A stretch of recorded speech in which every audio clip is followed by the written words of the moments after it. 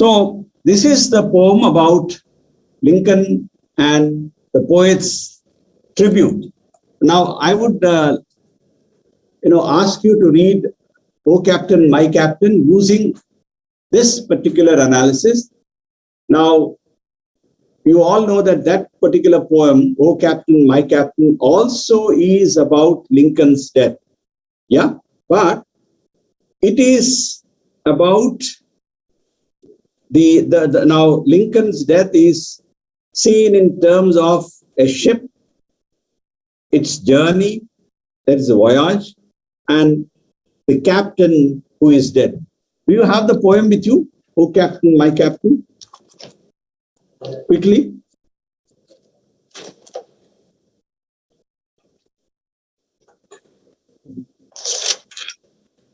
Can you hear me? Somebody can say yes or no. Yes, sir. Okay. "O Captain, My Captain." Can anyone read the first stanza? Here is one line only, sir, for first stanza. One, two line. Paraphrase it is given. Paraphrase lines 1 to 2. Then you said you have the poem with you. No? Lines they are given, sir. "O Captain, Okay. My Captain, our fearful trip is done. The ship has weathered every wreck. The priceless salt is won." Yep. Third and fourth line, the port is near. The bells I hear. The people are exulting. While follow eyes the steady kneel. The vessel grim and daring. Yeah. Now here, the captain of the ship, now what is the captain do? Captain is somebody who guides, who leads, right?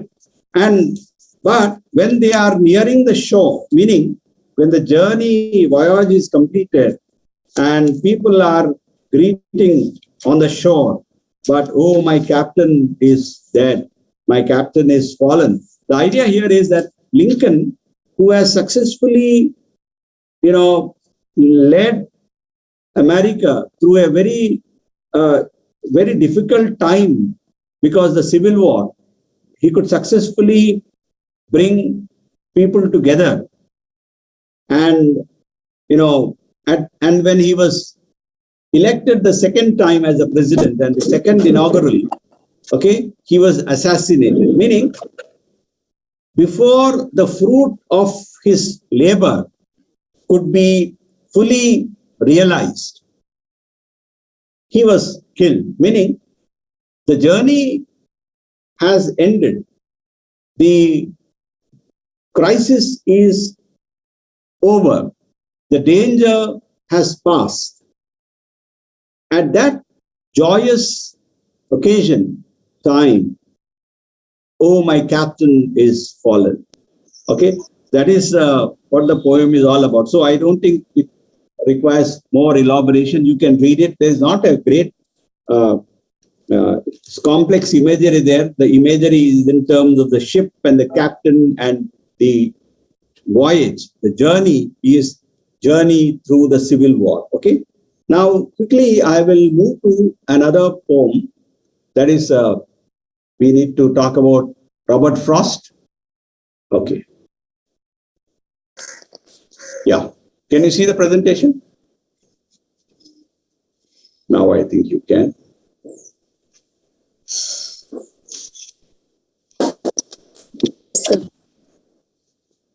Right? Is it visible? Okay. Yes, sir. Yeah. Robert Frost is the iconic poet of America. One distinguishing feature of Robert Frost is when we were talking about Walt Whitman, we said how every major poet in America is influenced by Walt Whitman. And but critics say that Robert Frost is one poet, one of the very few poets who writes independently of Whitman's influence. Will you remember this? Okay. And one of America's greatest poets of the 20th century, his poetry is read in different contexts. Again, coming to Nehru's life, Nehru wrote on his table, okay, when he was working late in the night, when he died, when he went to sleep and did not wake up, he died that night. And these lines were written: "The woods are lovely, dark and deep, but I've promises to keep, and miles to go before I sleep, and miles to go before I sleep." These are the words of Robert Frost, stopping by the woods on a snowy evening. Whose woods these are, I think I know. His house is in the village, though. Not see me stopping by and watch his woods filled with snow. Okay. So that's how the poem begins and ends with: "The woods are lovely, dark and deep. I have promises to keep, and miles to go before I sleep, and miles to go before I sleep." These are the lines of Robert Frost, which Pandit Nehru remembered on the day of his, passing away. Well, why I quoted these lines?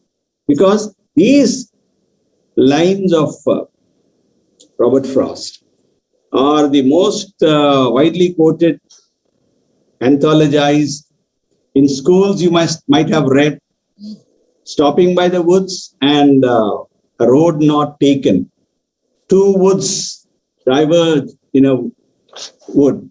Two roads diverged in a wood. Now, these two poems are very beloved poems all over the world, translated and all. So Frost is the greatest poet of the 20th century America. He worked as a farmer. He was a shoe factory worker, as a teacher, and he was a poet. So, look at what Whitman. Whitman also worked.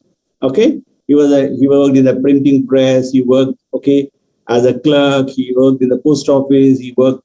So, work is very, very important to American culture. Got the idea? This comes from the Puritan insistence on work. Work is very, very important for the Puritan ethos. And we saw in the New England colonies, Massachusetts Bay Colony, Plymouth Colony, how they emphasized work. Am I clear till here? Yes, sir. Okay. Yes, sir. So, to work is without work. Now, nobody can survive in America without working. Okay. So, the work ethic or the work culture is something very, very important in the poetic context. So, he was a teacher. He worked in a school. Okay. Then, widely remembered, and he also was asked to read a poem for President John F. Kennedy's inaugural. Okay, you all know that during the inaugural of the presidents, usually famous, persons are invited to perform. Okay, music. Poetry. Recording stopped. Recording in progress. Well, okay, right. Now this is Robert Frost. Okay. Now, 1874 to 1963. Can somebody read it for me here from this heritage sign? Sir, it's me. Yeah, go ahead. Robert Frost, 1874 to 1963. Some of the best loved poems in the English literature are associated with this small farm owned by poet from 1900 to 1911.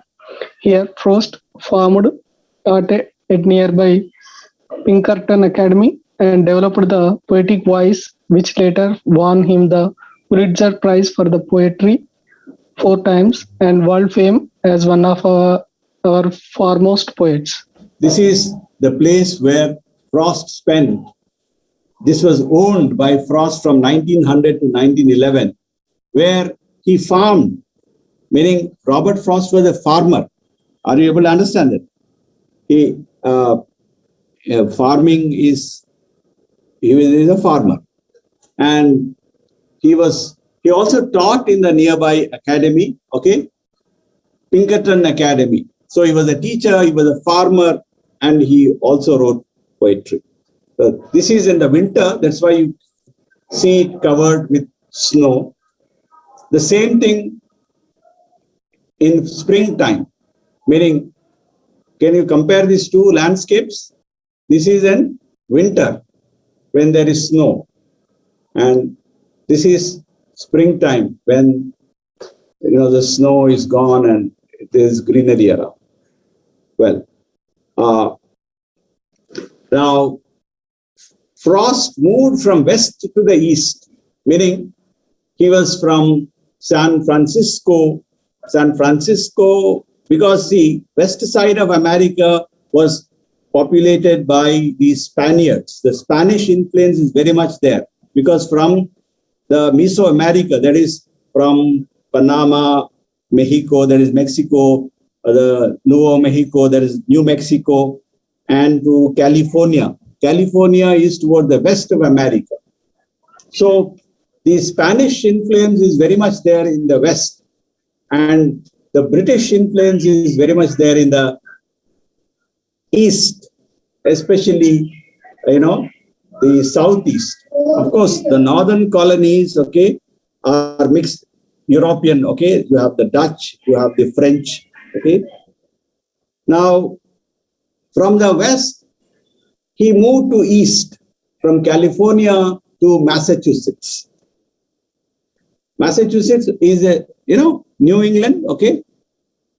Now, his ancestors were New Englanders, and the New England life and landscape formed the material of his poetry and the poetic diction and idiom.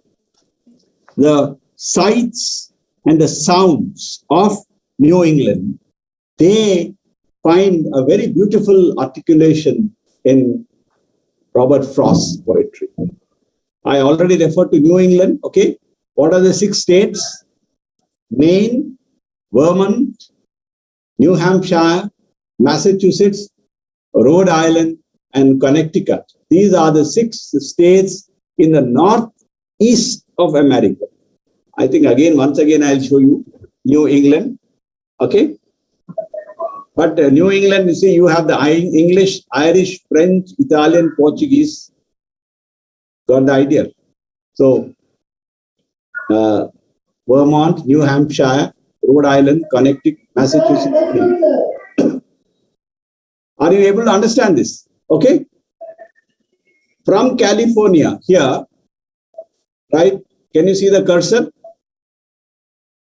Yes, sir. From here, he moved here, Massachusetts. Now, this is the landscape of Massachusetts. Excuse me. I find it very beautiful, yes or no? Yes, sir. Yes, sir. And the rivers. It looks like a painting, okay? Many of the landscapes look like painting, especially during the fall. It's called the fall. Fall is when the leaves fall before winter sets in America, especially in the middle states. Now that is called a turning. You should see that the leaves are in many colors. They are yellow, brown, red, some of them pale purple, pale yellow. You feel that somebody has painted them like, and this is a unique landscape, a unique phenomena in America. The turning, they call it, during the fall season. Okay. So now this is a typical barn in American rural areas. Okay. You can see this. This is the hay. The hay stacks are rolled. They are rolled like this round. You can see them all over during the particular season of of harvest when you are driving. So this is a typical barn, because in one of the poems that we are going to read, you have a reference to the barn, okay? And does it not look like a painting? Yeah? Yes, sir. But it is not a painting, okay? I have seen many trees like this, okay? And it's so amazing. It's a natural phenomena you observe during that particular season. The trees change color. That is just before they shed leaves. And after a few days, they become bare. Okay, this is a typical road in New England. Why I am showing this picture is two roads, a road not taken is a poem that you are going to read, right? So imagine the landscape. Can anyone read this for me quickly? Somebody who has not read earlier. More than almost any American poet of the 20th century and even of the 19th century, Robert Frost became an icon in his own time, an almost granite-like figure worthy of a place on Rushmore or a similar pantheon of poets. Mount Rushmore, Black Hills, Keystone, South Dakota. Right, thank you. This is a very famous photograph. Some of you might have seen it in the movies or might have seen in the magazines or televisions, or I don't know, some might have seen it in real life. I don't know. This is Mount Rushmore. Four figures of American presidents, okay, George Washington to Lincoln, okay? From Washington to Lincoln, Roosevelt, okay? Adams. Now, they are carved in granite, okay? They are carved. This is a mountain, and this is the famous iconic sculptures. This is in South Dakota. Dakota is a state. Now, what is the association? Meaning, Robert Frost's greatness is something comparable to the greatness of these figures who have been carved into the granite. Because Frost is the only poet, or perhaps one of the few poets, who became a legend in his own time. Generally, people are remembered, acknowledged for what they did after their death. But here, Robert Frost became very famous in his own lifetime. Now, what does Frost's poetry symbolize? There are four important things. One is individualism, independence, and agrarian New England. He talks about the rural New England. His poems are about individual, and his poems are about independence. Core American values. Miss Alavelu, I think you should stop. Mute yourself. Yeah. Now,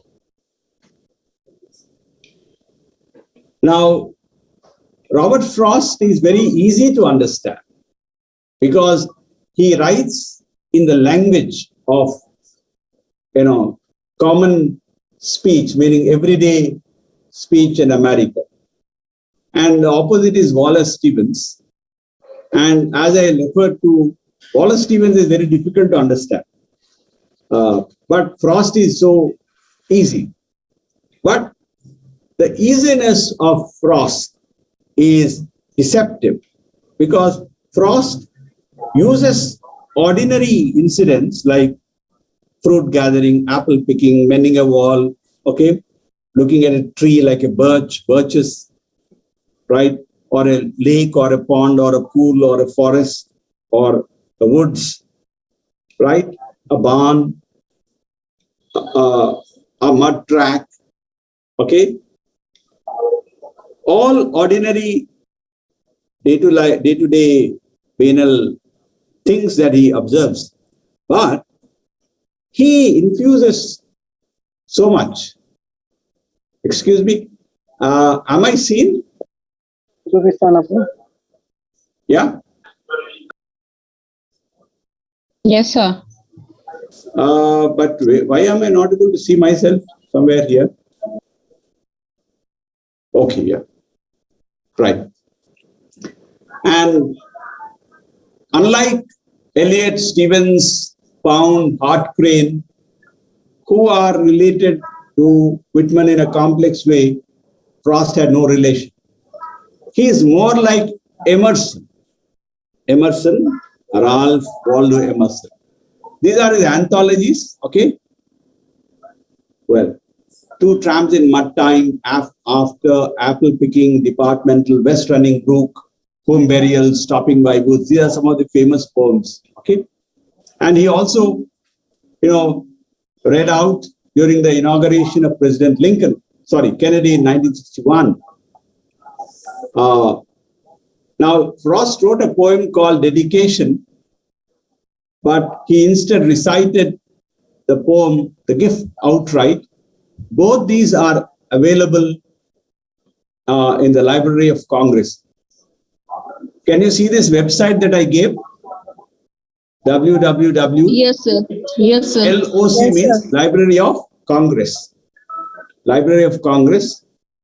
This website, you can access his poems, and also Robert Frost read his own poems. They are available on YouTube, please. You can see Robert Frost reading his own poems.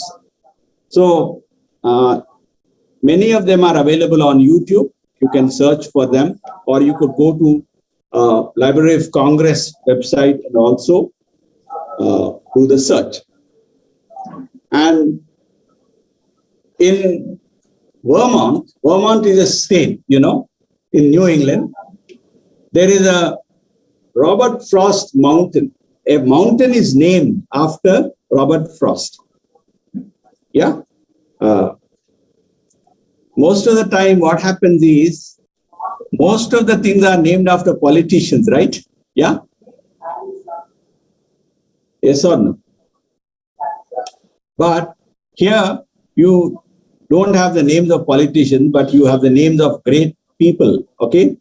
Men and women who have contributed to different spheres of human activity. So,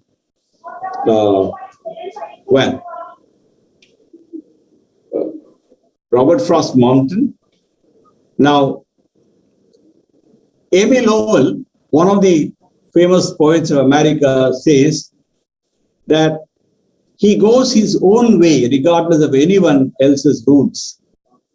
Robert Frost's poems, he uses classic meters, and even a very difficult poet, modernist poet like Ezra Pound finds Robert Frost's poems very, very interesting and very, very truthful and poetic. Now he uses symbolism, epigrams. Epigrams are short sayings. Cliches. Cliches are expressions which are used so frequently that they become a part of one's language. So, like sorry is a cliche. Thank you is a cliche, right? Though you might really mean sorry and thank you. Cliches would be like, gone with the wind, okay? That is a cliche. Cliche is an expression which has been used so frequently. So it loses its edge. Psychological, there is a study of psychology in his poems. The human condition. What is the human condition?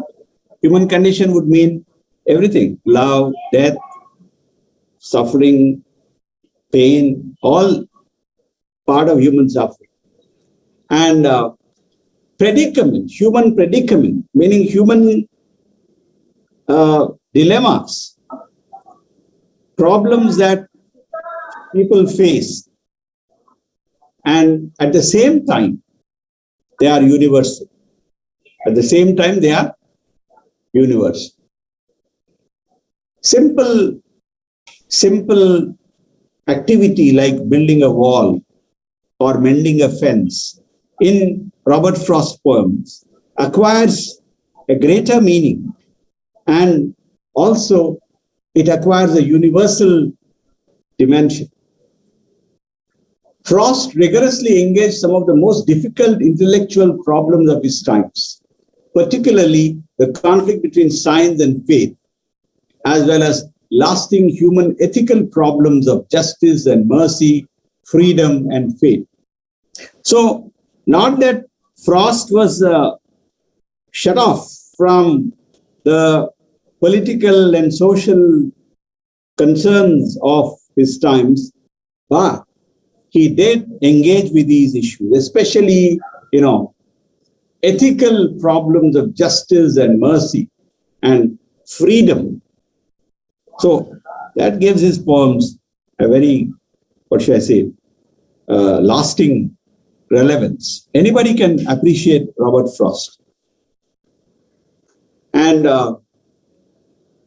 Frost did not involve himself in these isms of modernism and imagism. And he thought of it as a game of literary allusions. They quote to see if you can place the quotations. Preoccupied with images, there are no connection. You must have read T.S. Eliot's Wasteland in the first year. Yes, sir. Yes, sir. The poem is full of allusions, modernism, right?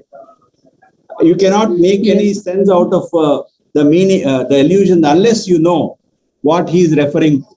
He refers to Wagner, he refers to Shakespeare, Thomas Dekker, Dante, the prophets Ezekiel, Isaiah, okay? He refers to the Buddha, St. Augustine, the Brihadaranyaka Upanishad, okay? So, all the allusions that T.S. Eliot uses, Frost is not directly referring to Eliot, but his statement that they quote to see if you can place the quotations, okay? Now, Wagner's quotation in T.S. Eliot, okay? Fresh is their wind, okay? Okay. So, he wrote plain language. But Ivor Winters, one of the poets and critics, found fault with Frost for making the poems, close to a conversation, a style. So you don't know really, it is a piece of conversation or a poem.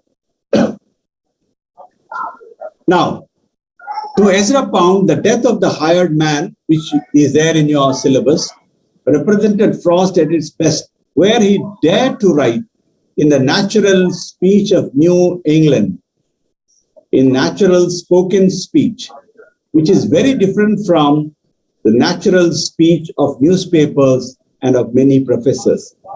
So the natural speech here refers to the language that is spoken by the people, the herd rhythms of everyday life, not what you see in the formal newspapers. Speech rhythms of New England farmers, okay?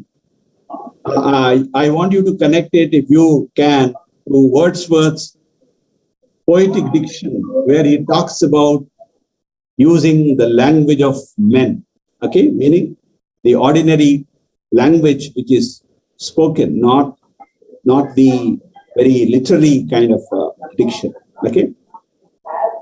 Depends upon what the poet intends to do, okay? Milton's diction is very classic, it's called grand style because he is writing an epic, okay? Whereas Frost is talking about the rural New England, okay? Are we clear till here? Yes, sir. Yes, sir. Can anyone read this for me?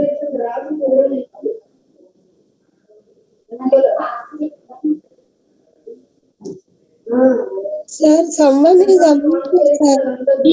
Transfigured and take on greater mystery or significance. Home in Frost's poetry. All science is domestic science. Our domestication on and our hold on the planet. Frost ripped open the poem and allowed women and men not only to speak but allowed their words to act on each other's deeds. Frost allows us to see the psychological forces at work behind the sayings of his men and women as they struggle to maintain power and fragile domestic order. Thank you, ma'am. Now, to find the ordinary, in the ordinary, a matrix for the extraordinary, something that a Wordsworth also does, to find extraordinary things in the ordinary, like a leech gatherer, like, like a solitary reaper, like a daffodil, okay, like an old beggar of Cumberland. So, in ordinary things, Wordsworth saw extraordinary things. Similarly, Robert Frost finds in the ordinary, a matrix of the extraordinary. And there are echoes of Dickinson and Emerson, okay? Now,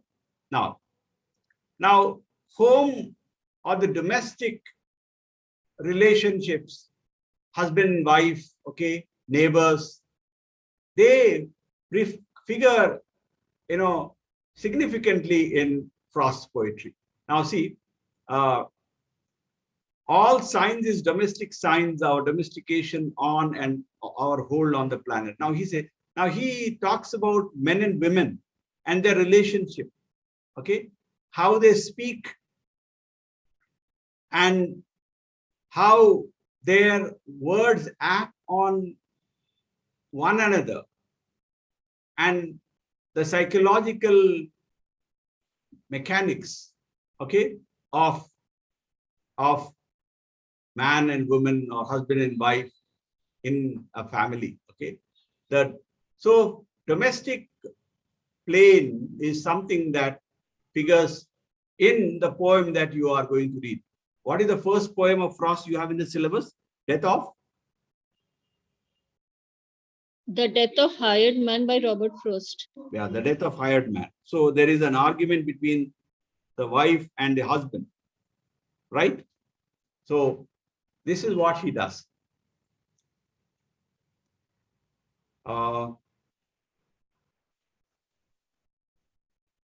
Now, these poems can be seen as philosophical dramas about the boundaries of home and what it means to be human. Okay. So what does the Death of a Hired Man present? It represents a childless, wife, Mary, and husband, Warren. They, Mary and Warren, the prodigal son, come home. It's also a poem about the New Deal. New Deal is an economic reform made by President Roosevelt in the 1930s, meaning social welfare, okay? Social security, providing assistance to farmers and all, so that they can earn, So in the context of unemployment, in the context of loss of livelihood, now this poem has resonances of the economic and also the psychological. Now the maternal concern of Mary, okay, the title, the name Mary also is very significant because Mary is a very common name, but it also has connotations of mother, okay. So the male figure is Warren. Now in the poem, there are three characters. One is Mary, husband Warren, and Silas.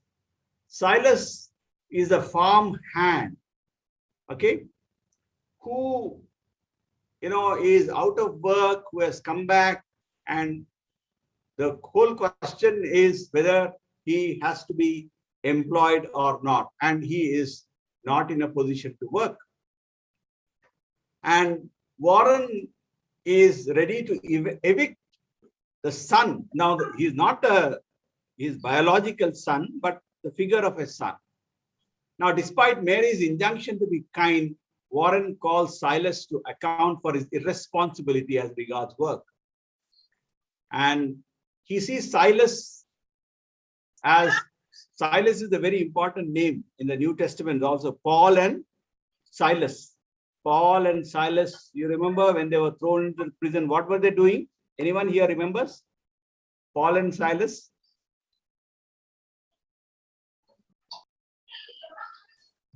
They were thrown into the prison, sir. Yeah. And what did they do, Paul and?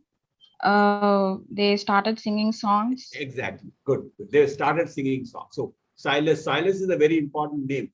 Okay. So now he sees Silas as having chosen a relatively dissolute life, meaning Silas is somebody who is not responsible, who doesn't take, right, doesn't make right decisions. Okay, decisions. China. Now, Silas rejects the corrupt values implicit in his brother's bank director status, but fails to embrace any more reputable means by which a man may create order. Now, the point here is, within this small poem, there is so much of drama. There is Silas and his brother who is affluent, but Silas has moral compunction, meaning he cannot go to his brother for help. Instead, he comes to Warren and Mary. He chooses to be poor, okay, indigent. And, so this psychological drama is very well played out in the poem. Now, Warren's concerns are economical. Can you read this, Perlin? Sir? Yeah, can you read this slide? Yes, sir. Warren's concerns are economical and his attitude is juridical,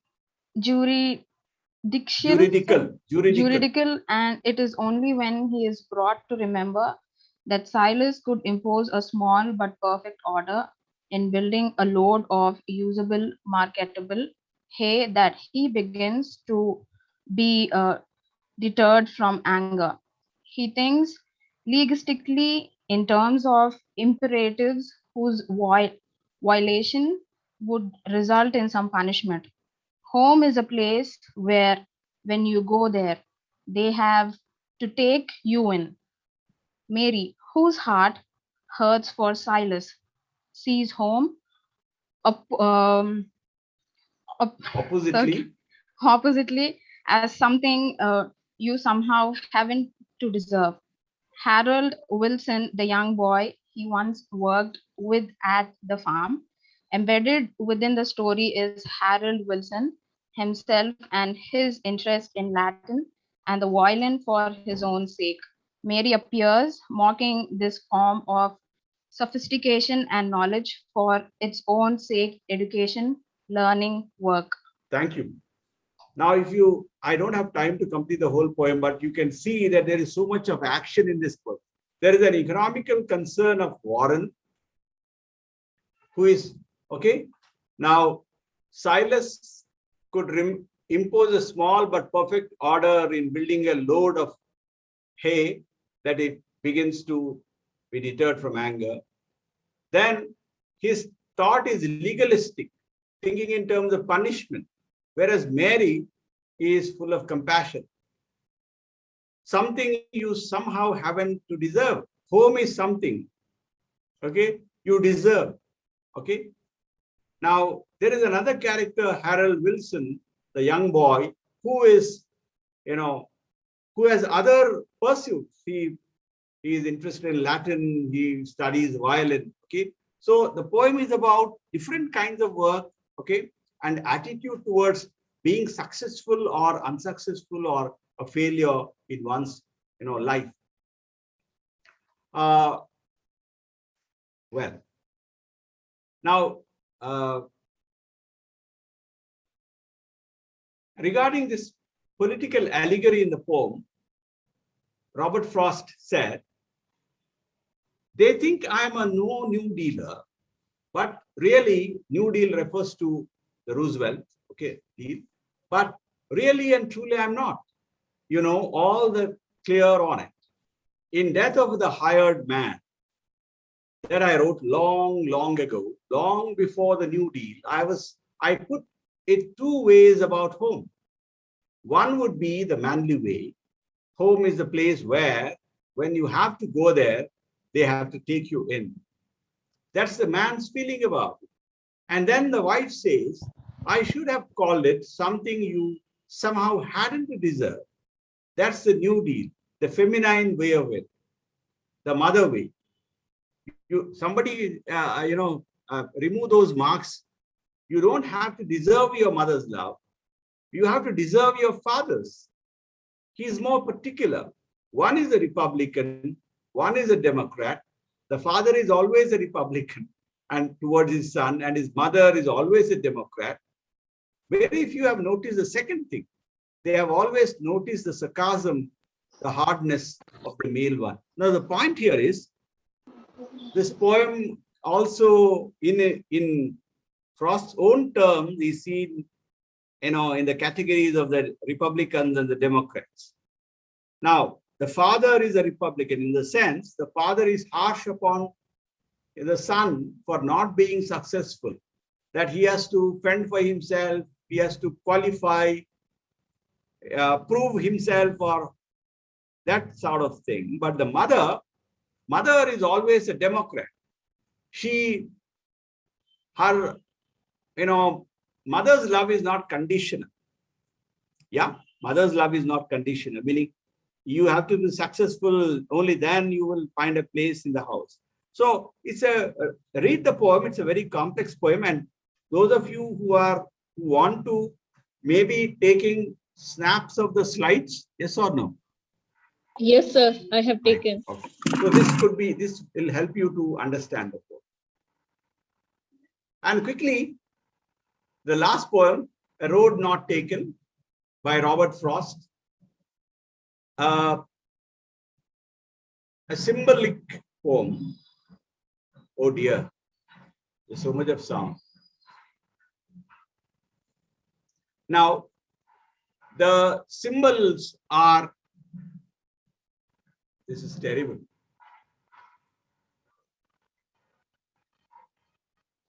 Excuse me. Yes, sir. Yeah. Can you hear my voice? Yes, sir. There is a lot of disturbance, right?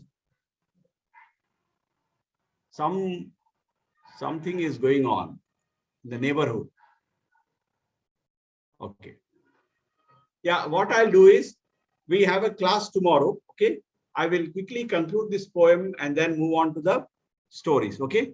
I think I'll stop here. Right. Make use of the slides that I've been using, and then that will be useful for you in the examinations. Right. Sir, one small doubt, sir. Yeah. In the Go ahead. previous slide, you showed about this is a type of a new poem. You told us, sir. What is that, sir? Can you explain Pardon, it? It is a type of a new poem. Is there no, sir? Where in the slide? In the previous slide, sir. Yeah, About the new last poem poem. in a sense, New Deal. It's a new poem or the New Deal? New poem, sir. It is a Okay, type it of is a new poem. a type of a new poem in a sense. Now, this is a dramatic poem, a poem where, it's a poem, but it's actually, it has a dramatic quality about it. Okay, I shall talk about it.